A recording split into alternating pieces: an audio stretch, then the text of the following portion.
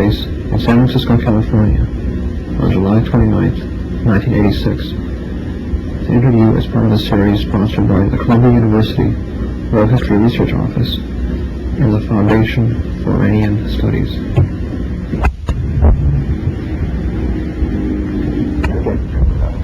Okay, here we go. Mr. Eliot, can you tell us the background, where you were born and raised? Born in New York City, raised mostly in Boston, although I actually graduated from secondary school in Washington, D.C. during World War II. What is your educational background? I got my undergraduate degree from Harvard, class of 1948, where I majored primarily in what Harvard calls government and other schools call political science, but I had a very strong dose of history as well. And then while I was in the Foreign Service, I was sent back to Harvard in 1955-56, where I actually got a master's in public administration degree, but in fact it was structured in such a way that what I was doing at Harvard was Soviet studies. Now, how did you come to join the Foreign Service? I come from a family that has always been very public service oriented, and I guess it was in my head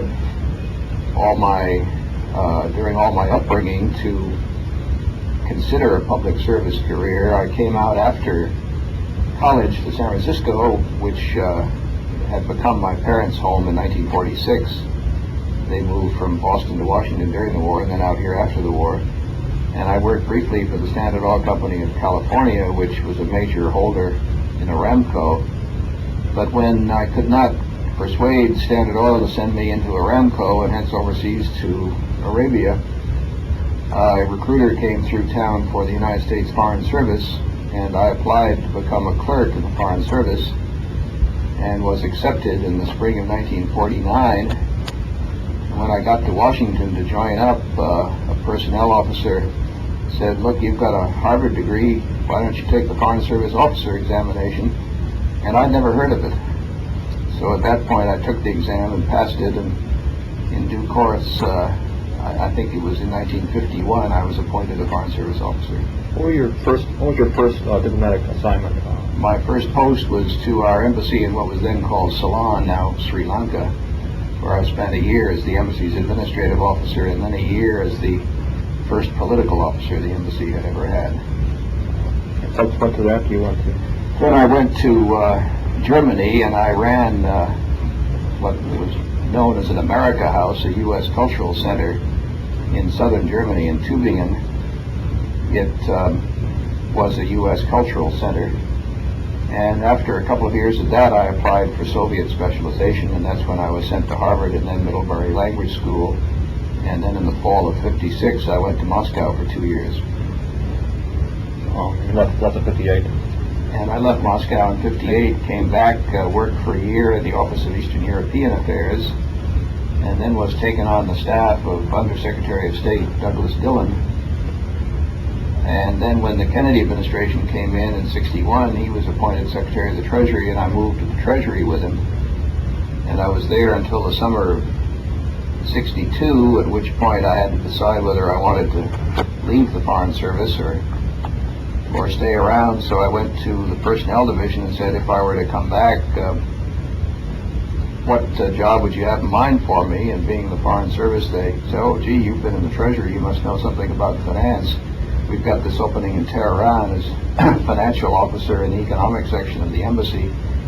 And I thought about it a little while. I went to Douglas Dillon and I said, "You know, the only training I've had in international finance is working with you the last 3 years."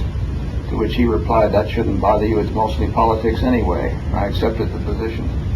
Before we get to the Tehran post, when you were Dillon's assistant at State Department in the late '50s, what were your general duties? Well, I was what the British would call a private secretary. I ran his immediate office and made sure that the paper flow was smooth and that the actions he wanted carried out were carried out, and saw that his wishes were being followed within the bureaucracy. Basically the same job I did for him at the Treasury Department. Did you run into any Iran questions when you were working in that office? Did you? I don't recall any Iran questions, and I certainly didn't visit Iran myself in that period, though of course he would have been involved because as Undersecretary he was in overall charge of all of our foreign aid programs, military and economic. So certainly plenty of Iranian papers crossed my desk. I remember on one occasion he went to Iran, and I don't remember whether it was when he was in state or whether he was in Treasury, and I remember what seemed to impress him the most was the Shah. He was standing drinking with the Shah, and the Shah finished his drink and he held out his hand and literally let go of the glass, and there was somebody there to catch it. And that gave Mr. Dillon a view of the kind of life the Shah was used to leading. I see. Did you, when you were at Treasury subsequently to state, were there any Iran issues that might have come up at that point in the international financial field? Again, I don't remember any, but that doesn't mean it didn't happen. It's just that there were so many other things going on that new tax reform legislation and so forth and so on that I don't remember. You were in domestic issues as well as foreign issues. Treasury, of course, is many ways more domestically oriented than it is internationally. Okay. Okay. Now, so I guess in August '62 you became finance officer at the embassy. Approximately August. Yeah, I actually arrived. Again, I think I got to Iran maybe even as late as the 1st of October, but it was in that period, in '62. What were your responsibilities as finance officer? Well, the embassy was structured so that we had an economic counselor at that time, a man named James Swihart, who is now deceased. And in the economic section there was one officer, Milner Dunn, who handled the development questions, economic development questions, and was really the embassy's day-to-day liaison officer with the U.S. aid mission. Then there was a petroleum officer whose name was Ed McGinnis. Both Dunn and McGinnis are still around. And then there was a commercial attaché named Tom Stave, who's still around, and an agricultural attaché named Tim Engebretson, who is deceased. And the fifth person, not necessarily in any rank order, but the fifth person was the financial officer. I was responsible really for two matters, at least initially. One was to report on Iranian financial questions, the financial condition of the government and the country as a whole, and the banks, and any other financial questions that might arise. And secondly, I was the point man, the action officer for any government-to-government financial, that really meant credit arrangements between us and the Iranians.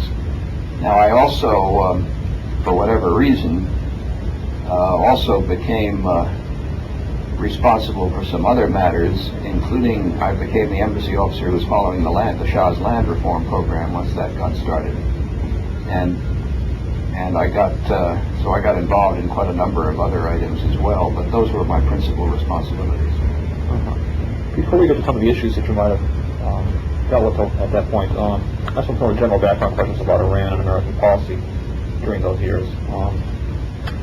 What were your general impressions of Iran in the early '60s when you arrived, in terms of its political, economic state conditions?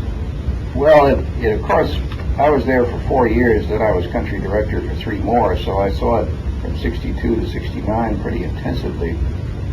And this was a period of enormous economic growth. But when I first got there, Iran was in financial difficulty. They were having trouble meeting their payment obligations, for example, on Export-Import Bank credits, and that was one of my jobs, to try and go and get payments from them. Also PL 480 credits, they were having trouble meeting their loan repayments. Their oil revenues, I don't remember the figure, you can look it up, but if I do remember correctly, they were quite low. The Shah was having trouble amassing the funds he needed for a development program. In short, they were struggling economically. On the political side, he had just he was in the process of falling out with Ali Khamenei, he was in the process of falling out with that whole coterie of American and to some extent European trained economists who in turn had been buttressed and helped by the Ford Foundation. There was a man named Kenneth Hansen who was very much involved in that. And their real hero was a man named Abu Hassan Ebtihaj, one of the great heroes of modern Iranian history in many ways. And this whole crowd was being removed by the Shah. And so there was considerable doubt and question as to the viability of the Shah's regime. As of the time I went, John Bolling, who was in Washington, and I guess the head of the Iranian desk, I don't remember his precise title, I remember his telling me that the Shah's regime might last only another 6 months. So the political and economic situation as of the time I arrived in '62 was very tenuous, or were very tenuous. Were they concerned about the state of the Shah's regime, probably because of the economic problems, or because of political opposition, or a combination of both factors? It was. I think it started, if my memory serves me right, with the economic questions and the implication that those economic difficulties would spill over onto the political side. The National Front was still around, but as one of the National Front people, Manucher Gudarzi, told me shortly after I arrived, they weren't really the kinds of people who would take to the hills with guns. And I don't think they represented a threat to the Shah's regime. And he did not have, as of that moment, he did not have ranged against him the coalition that he had to face in '78. Although some of the religious leaders and some of the bazaar leaders were not happy, in retrospect, it's clear the political situation had not reached the critical stage that Bolling was afraid it had reached. What were your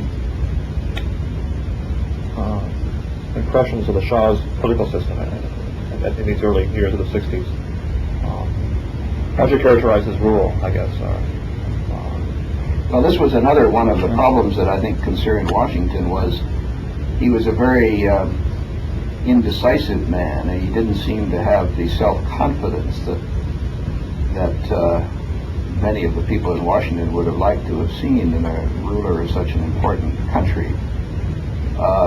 He had also not, I think, at that time developed the secret police network that he developed later. So although there were people going to jail, and as one National Front friend of mine said, he went to jail in an American Jeep with an American gun pointed at him, because we were supplying such things to the Iranian military in that period. The repression was nowhere near as harsh, in my view, as it became later. Did you ever get any impressions of the Shah personally? Did you ever meet him? Oh, I met him several times over the years. I was, of course, relatively junior at such meetings. He struck you when you saw him personally as a man used to being obeyed and not desiring any back talk. At the same time, he was, I think, usually very clever with Americans in figuring out what Americans wanted to hear and telling them that. And he was hence a very effective negotiator for his country and his regime with most Americans that he met. When was the first time you actually met him or had a meeting with him? I think the first time I ever saw him was just before we arrived in '62, or sometime that summer or spring. There was a major earthquake in an area west of Tehran, and a lot of there were a lot of volunteer workers, including my wife and other people in the embassy, helped rebuild one of the villages out there in the plain south of Ghazvin. And there was a big ceremony one day when this reconstruction project was finished, and the Shah came out to the ceremony. I think that's the first time I actually shook his hand. But then over the course of years, particularly when I was country director, he must have come to Washington 3 or 4 times, and I was involved in meetings with him, with the Secretary of State and what have you. And I saw him 2 or 3 times in his palace in those years in Tehran as well. Did you get a sense of who some of the Shah's major advisors were during this period, the early to mid 60s? Well, I was not really so close to that aspect of his regime. He, of course, always had Asadullah Alam around him, and I think Alam, in many ways, was his most trusted advisor. But he used people like Iqbal, and of course later, after Alam, Poveda. He used clearly some of the top people in the military and Pakravan with Sabak and people of that kind. But I was not, my end of the embassy was not really involved in that kind of high politics. Now, did you get a sense of what the importance of Iran was in Kennedy's foreign policy during this period? Well, I think any American president then or now recognized the geostrategic importance of Iran, plus the importance of Iran's oil revenues. And I think Kennedy was very much aware of that, and if he wasn't, he had people around him like Averell Harriman who would remind him. The Kennedy administration, in its early period at least, was greeted by the Shah with a good deal of concern, because he felt that Kennedy, in league with the Ford Foundation Mafia, as it became known, was trying to push him in the direction of reforms which would really adversely affect his power position within Iran. And I think there was some truth in this, and fairly early in the Kennedy administration, the Shah came to Washington and went away with a very uncomfortable feeling about the Kennedy administration's attitude. And I think on the part of the people in the Kennedy administration who felt this way, who pursued this policy, there was a belief that if the Shah did not make reforms, his regime was in jeopardy, and that therefore they were going to keep the pressure on him. How was reform defined? What kind of reforms did policymakers have in mind? This was one of the problems I had in that period, and I don't really recall much other than general statements of please move in the direction of more democracy and so forth and so on. And I felt, I can't remember now whether I felt at that time or whether this was more hindsight, but I certainly in retrospect know I feel that one of the reasons the Shah got rid of Ebdahaj and the Ford Foundation Mafia and so forth and moved them aside was because he wanted to put himself in charge of the political process, including any reform process. And after he put them aside, he launched the White Revolution. And in a sense, this was his answer to the Kennedy administration's pressure. Okay. Before we get back further with reform issues, you mentioned that there was a geostrategic interest and a petroleum interest. Now, how was the geostrategic interest defined in terms of Iran? Well, I think at that period there were really, if I remember correctly, there were 2 aspects to it. One was to deny the territory to the Soviet Union, and the other was to preserve transit rights across Iran for the West, and this meant, of course, aircraft in the first instance. If you take Iran out of the map and give it to the Soviet Union, you can see what that would do to Western communications with Asia. And so that I think was, put very simply, was the concern. There was also, as I'm sure other contributors to this history have indicated, there were some very specific intelligence interests that we had in Iran vis-a-vis the Soviet Union, which was very, very much in the minds of policymakers in Washington. Was there actual apprehension or did they actually think it was possible that the Russians would invade Iran or put military pressure on Iran? Was that seems a strong possibility, or? I don't recall that anybody thought that was an imminent possibility. I think my recollection again is that then, as now, there was concern that an unstable Iran would create opportunities for Soviet intervention, and that's what we were trying to prevent.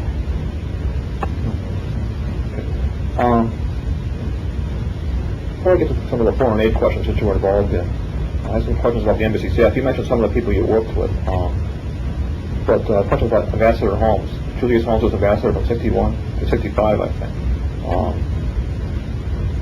How did he approach his job? Did you get a sense of how he approached his job as ambassador? Well, Julius Holmes was one of the really superb foreign service officers I ever worked with.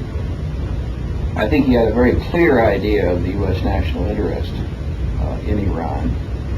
I think he had a very clear concept of how the Iranian system had operated for a long, long time with a Shah on top of the heap, and that it was his job to, among other things, to help the Shah succeed in maintaining not only a stable society, but one that would develop economically. Julius Holmes had a lot of problems with some of the instructions he'd get from Washington asking him to lean on the Shah in one direction or another, because he felt that really was not productive, that the Shah was not going to make major changes in his policies that would affect his own power position just because the United States asked him to do that. And at the same time, Holmes was concerned about some of the weaknesses in the Shah's own personality, his tendency to vacillate and difficulty making up his mind and so forth. And I think he tried very hard to strengthen the Shah's own determination to move ahead and to help Iran, if you will, move into the 20th century. I think Julius Holmes in many ways was the last ambassador we had in Iran who could talk man to man to the Shah. He was never intimidated by the Shah, and had a quite unusual relationship with him, where he could be very, very frank and open, but he was not going to use that carefully honed ability to communicate with the Shah to ask the Shah to do things he knew the Shah wouldn't do. And some of his instructions from Washington were in that category. How successful was he in countermanding those instructions and saying we can't go on with this? Could he prevail in some ways? My impression is that he prevailed very successfully, often by, in effect, ignoring his instructions, often by appealing directly to the Secretary of State or to the President. His particular bête noire in the White House staff was Robert Comer, and he, well, God rest his memory, but he did make some rather fun jokes about Comer to his staff there in Tehran, how Comer really didn't know much about that part of the world. What were some of the differences between him and Comer? Again, you're going to stump me on the details. I just remember the atmosphere, which was quite electric when some of these messages would come in from Washington, and Holmes would have a staff meeting and say he'd just gotten another one that obviously came from Comer. Okay. Now, besides the ambassador, who are some of the other influentials at the embassy? Like, who was the DCM? The DCM during much of that period was Stuart Rockwell, who again was a very competent foreign service officer, but not a man of the same imagination as Holmes, or the same ability to deal with Washington. Stuart later, of course, became ambassador to Morocco, and he was an excellent professional foreign service officer. But Holmes had an air of worldliness, sophistication, and wit and intelligence, which was matched by few foreign service officers I ever met. Stuart Rockwell was a good chief of staff for him in the embassy. There was then, that in the early period I was there, Harry Schwartz was the political counselor.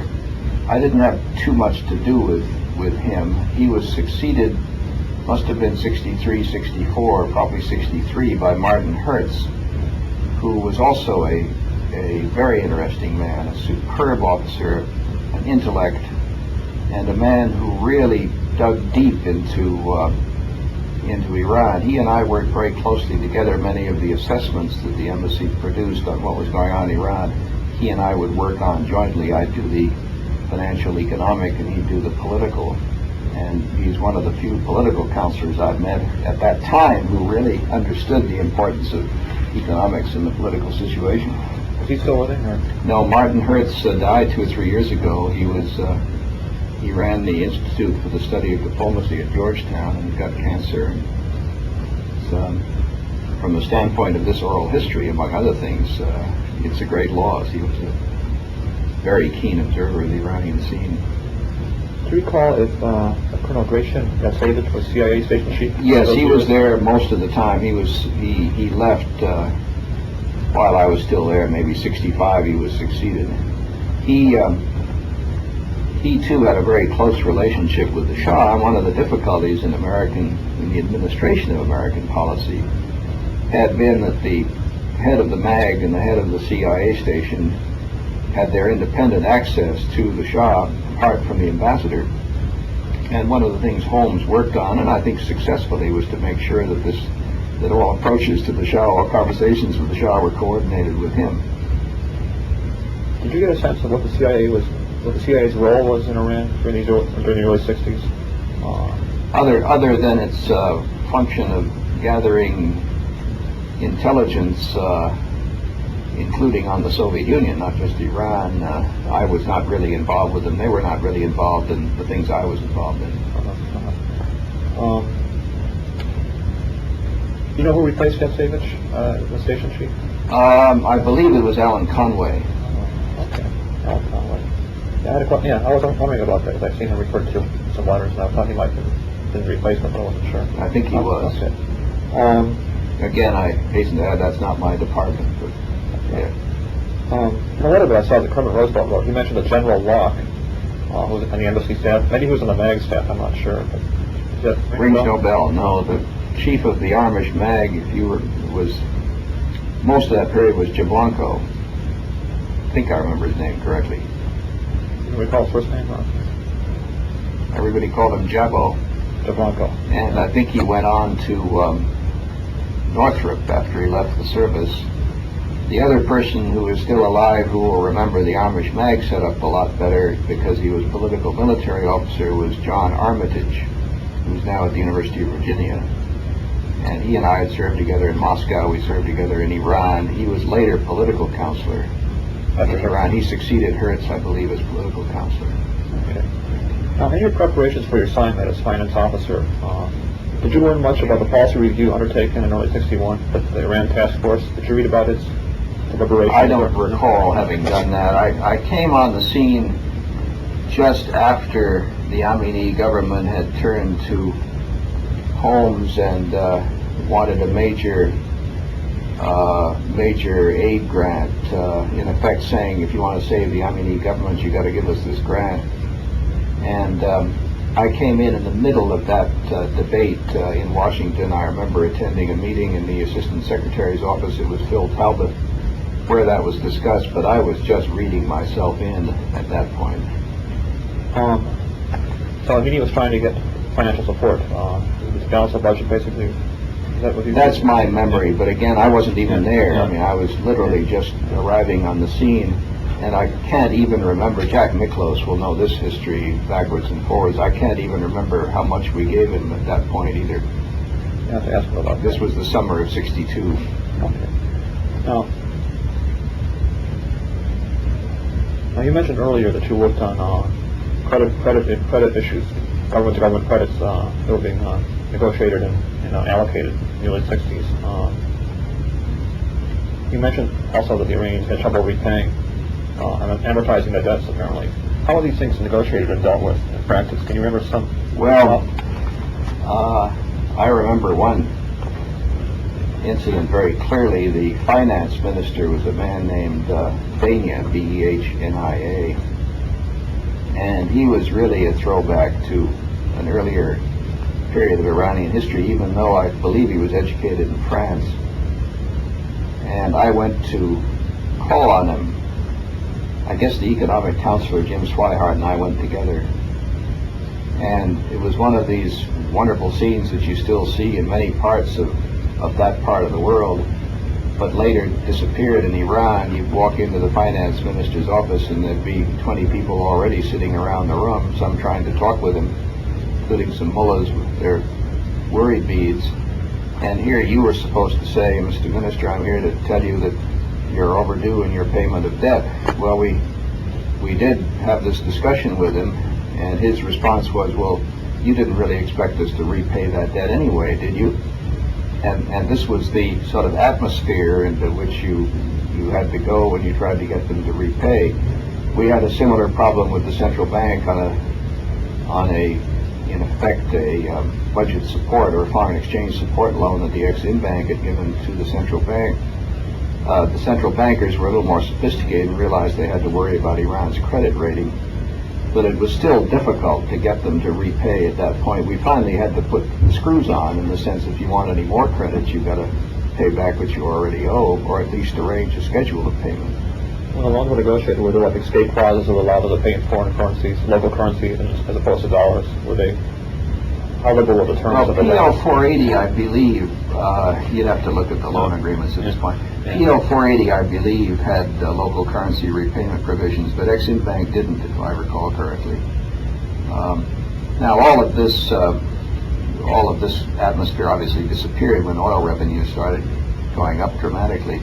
In fact, as time went on in the early 60s and oil revenues went up, we shifted more and more to credit rather than grant aid. And as you know, I guess the aid mission closed down in 67, and the military grant program was shifting over to credit programs even probably as early as 65. I don't remember the precise dates. And it's because we were moving in that direction in both the economic and military field that my job became more and more important. It became a key part. I didn't plan it this way. It's one of those accidents that happens to you.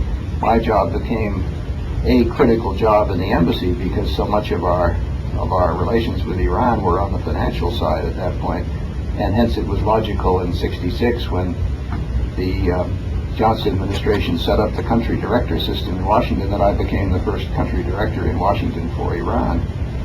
And so it became that the whole credit relationship with Iran became of fundamental importance.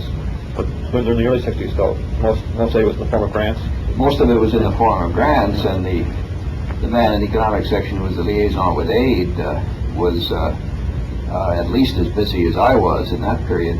I was worrying about the financial condition of the country, whether they could repay their loans, whether they balance their budget, whether they have enough money in their budget to put into their development program, all kinds of questions of that kind.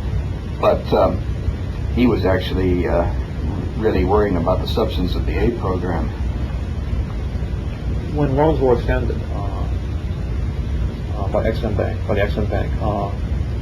were there ever policy issues that were attached to the loans, so they had to make certain reforms as a condition of getting aid, or was that more done with grants, tying fiscal and other kinds of reforms to aid? No, the Ex-Im Bank was pretty much a straight commercial operation. We occasionally, with the plan organization, which was responsible for negotiating most of those Ex-Im Bank loans, or with the American manufacturers whose exports were being supported through these loans, we'd occasionally have some issues having to do with the language of loan agreements and what have you. But the reform, the issue of economic, the best way to put it, the issue of resource allocation came into play very much when we got into the military credit field. And I can address that now or later as you desire. I was going to ask you that next, actually. How early were military credits being offered by the U.S. government? Again, you'd have to check the published record or somebody else's memory, but certainly before I left Iran in the late spring of '66, we had moved into the military credit field. And the military relationship up to that point had really been handled. Of course, the ambassador was involved, but it was the Amish Mag and the Iranian military. And suddenly, when we shifted to credits, the embassy economic section, in the person of myself, had to get involved. And I'll never forget the first sort of policy meeting on these military credits. One of my close Iranian friends then and now was Mehdi Sami, who was then governor of the central bank. And Henry Cuss was the principal negotiator in the Pentagon for military sales credits. And he came with a delegation, and he had a meeting, I believe General Tufanian and various other Iranian military people were involved. And we walked into a big room in the Iranian Ministry of Defense, and I'll never forget the look on Mehdi Sami's face when he saw me walk in the room. This was the first time he realized that the civilian side of the embassy was going to be involved in this kind of military arrangement. And one of the reasons I was involved, and maybe the principal reason, was that we insisted from the outset that the Iranians would have to do an annual review of their resource allocation between development and military before we would decide on the amount of military credits we would be willing to give. And through this process, we hoped we would focus the Shah on the question as to whether his military appetite wasn't hurting his development program, because it was still very much part of the American policy towards Iran that the long-term stability of Iran would depend on economic and social development. And we felt that the Shah's military appetite often was larger than it needed to be, and we were looking for ways to force him to look at his resource allocation problem, and we thought this annual review would provide such a way. I think in some sense it had that effect. I wouldn't want to exaggerate its effect, but it certainly gave people like Sami and the head of the plan organization and so forth, and the other people on the economic side of the Iranian government, for the first time, some input into the decision process as to how much money would be spent on the military. Given the Shah's reliance on the military for his own power position, I don't want to exaggerate the influence that these people had. That is, we did, I think, give them some input. I've talked to people like Sami about it subsequently, and he, I think, tends to poo-poo how much influence this process gave him. I think he regarded it more as a sort of a funny paper exercise the Americans forced him to go through. But my own impression was very marginally it helped. It certainly, this is a cynical comment, but it certainly eased a lot of American consciences. I have a question. This review program lasted from about 62 through the late 60s, early 70s? Well, it didn't really start until the credit program began, so it didn't start until whenever that was, 64, 65, somewhere in that period. It lasted, I think it really lasted until the Nixon administration, whenever that more or less blank check that the Nixon administration gave the Shah as far as military purchases were concerned. But by that time we lost control of the action anyway, because the Shah had so much money he could always say, if you won't sell me such and such a piece of military equipment, I'll get it from someplace else, and we knew he had the money to get it. What was the role of the MAG, Amish MAG, in working out this annual review policy? Well, we worked very closely with them. We, the political military officer of the embassy, Jack Armitage, I can't remember now who in the Amish MAG was working on us, on this with us, and myself formed an embassy team, working obviously with the political counselor, the economic counselor, and the DCM and the ambassador. We coordinated our end of it very well, I think. guess during '53 you became first secretary at the embassy. Is that the case? Is that so? Well, I can't remember what rank I was when. I held the same job the whole time I was there. I may have been promoted while I was there. You know, it would depend on your foreign service rank. I can't remember when I went from second secretary to first secretary, but it didn't make any difference in terms of the job I had. Functionally, Yeah. Okay. I wasn't sure about that. Yeah.